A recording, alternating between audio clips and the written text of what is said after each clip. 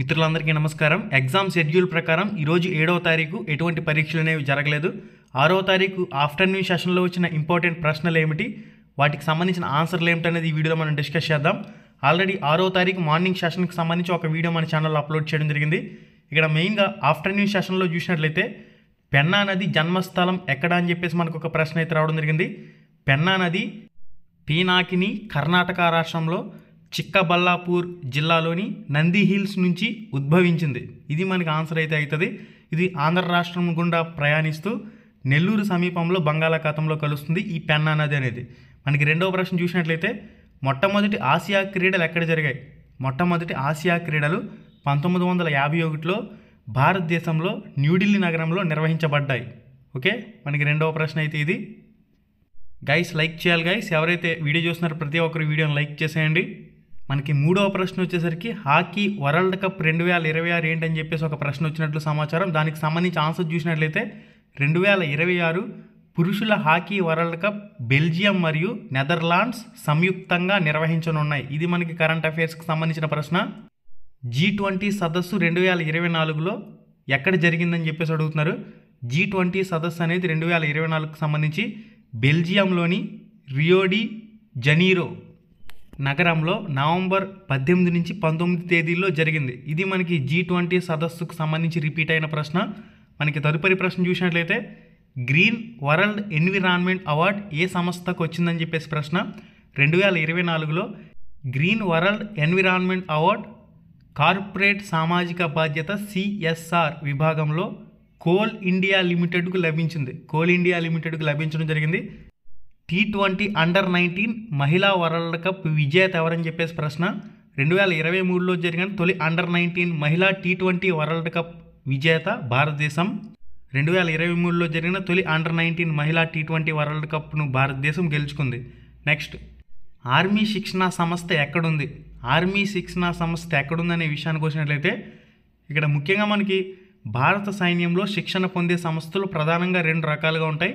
ఒకటి Indian limited academy, IMA అని చెప్పేసి పిలుస్తారు, మరియు నేషనల్ డిఫెన్స్ అకాడమీ, దీన్ని NDA అని చెప్పేసి పిలుస్తారు. నార్దిక్ దేశాల్లో లేనిది ఏదని చెప్పేసి ఇక్కడ మనకి ప్రశ్న. నార్దిక్ దేశాలు వచ్చేసరికి Denmark, Finland, Iceland, Norway, Sweden. ఈ జాబితాలో లేని దేశం ఉదాహరణ జర్మనీ. ఓకే, ఈ టైప్లో మనకు ఒక ప్రశ్న అయితే రావడం జరిగింది. మనకి తదుపరి ప్రశ్న యూనిసెఫ్ హెడ్ క్వార్టర్స్ ఎక్కడుందనేది ప్రశ్న. ఇక్కడ మనకి సరైన సమాధానం యూనిసెఫ్ ప్రధాన కార్యాలయం న్యూయార్క్ సిటీలో యునైటెడ్ స్టేట్స్లో ఉంది. ఓకే, మనకి తదుపరి ప్రశ్న ఫేస్బుక్ CEO ఎవరు?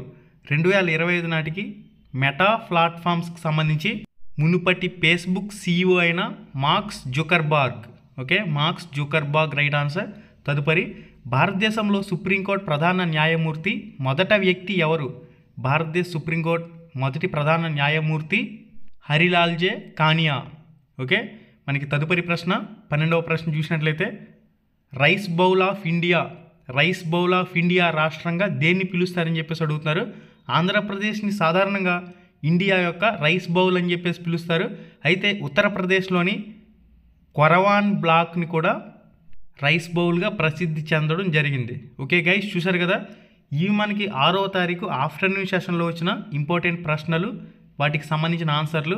ఇక్కడ మీకు ఈ టాపిక్స్ అనేవి రిపీట్ అయ్యే అవకాశం ఉంటుంది కాబట్టి మీకు ఎగ్జాక్ట్గా ఇదే ప్రశ్న అనేది రాకపోయినా ఆ టాపిక్స్ అనేవి మనకి రిపీట్ అయ్యే అవకాశం అయితే ఉంటుంది. కాబట్టి అభ్యర్థులందరూ కూడా ఈ బిట్స్ వచ్చిన టాపిక్స్ని కూడా కన్సిడర్ చేసినట్లయితే మీకు ఉపయోగం అయితే ఉంటుంది.